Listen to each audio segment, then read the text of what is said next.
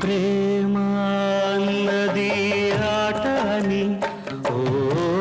మాదులా పాట అని ప్రేమ అన్నది ఆట అని ఉన్మాదులా పాట అని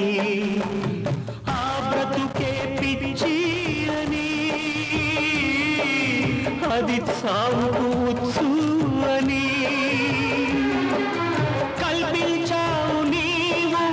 అది మరిచినావు రాయవలసినది ఏమో వదిలేసినావు రాయకూడనిదంతా రాసేసినావు